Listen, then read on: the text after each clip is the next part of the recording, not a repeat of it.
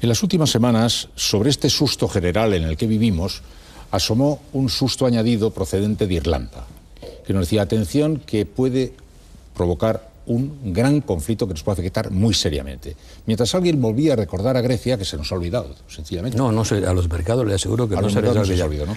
¿Qué amenazas se cierren sobre nuestra economía derivadas de las realidades que están viviendo Irlanda o Grecia? Podemos, por un efecto mimético, vernos involucrados en un fenómeno en el que no tenemos ni arte ni parte. Quiero decir, el fenómeno de la banca irlandesa no tiene ninguna analogía ni nada que ver con la nuestra. Nuestra tendrá sus problemas, pero desde luego están muy lejos de los problemas de Irlanda, que después de Islandia ha demostrado ser un gigantesco fallido financiero. Y nuestros problemas tampoco tienen mucho que ver con los griegos. Si usted mira solamente las cifras de endeudamiento que hay entre Grecia y España, pues la diferencia es abismal. Lo que pasa es que los mercados financieros no hilan tan fino. Y entonces, por analogía, pues nos ponen injustificadamente en el mismo caso. Yo espero que lo que le pase a Irlanda, que desde luego no pinta nada bien, no vaya a tener repercusión sobre nosotros. Sería totalmente injustificado, pero hay que demostrar que lo es, no basta con proclamarlo. Bueno, y cuando hablamos de los mercados, estamos permanentemente hablando de una cosa magmática y extraña, una teoría que dice, no, los mercados somos nosotros mismos tomando decisiones. Está bien, pero algo más debe ser cuando usted recuerda permanentemente que los activos reales son muy poquita cosa frente a los activos que como un gran nubarrón sobrevuelan por encima de nosotros, de nuestros gobiernos elegidos, etcétera, etcétera.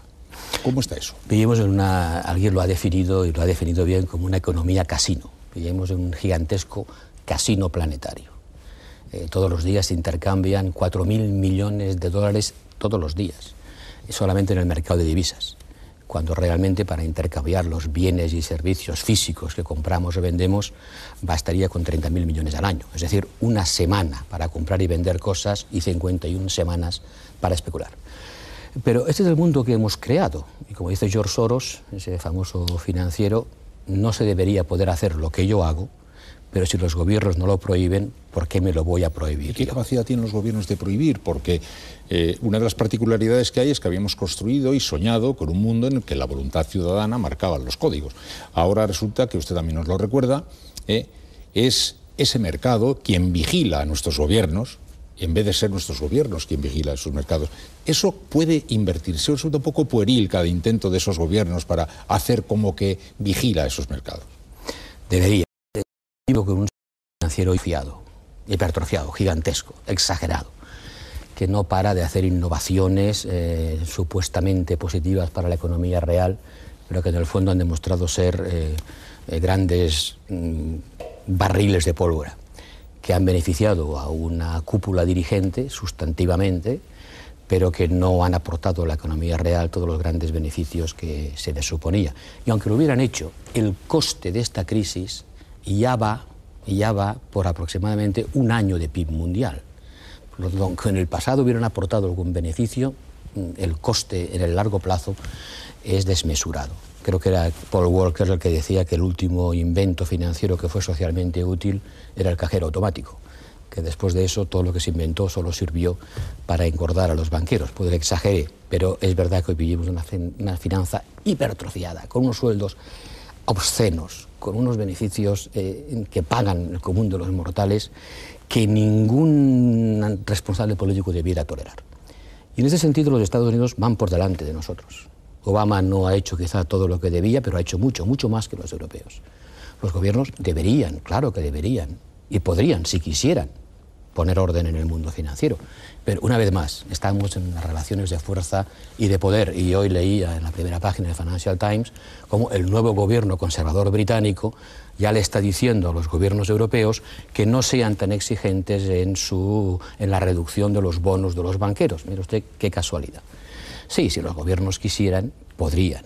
Y cuando le vieron los orejas al lobo, aparentaron querer, o a lo mejor quisieron de verdad. Pero ahora que el lobo se ha retirado otra vez a sus cuarteles de invierno... Más justo que decir, si quisieran, podrían. Si pudieran, podrían. Pero no pueden. Yo creo que si quisieran, podrían. Si quisieran, podrían. Si quisieran, podrían. Mire, los paraísos fiscales. ¿Usted no cree que si los gobiernos quisieran evitar lo que ocurre en los paraísos fiscales, no lo harían de verdad? Quiero creer que sí.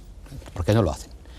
Pues porque hay en muchos países una concomitancia de intereses y de poder entre quien manda en la política y quien manda en el mundo de las finanzas, y porque todos intentan arrimar al ascua a su sardina jugando un juego de suma negativa.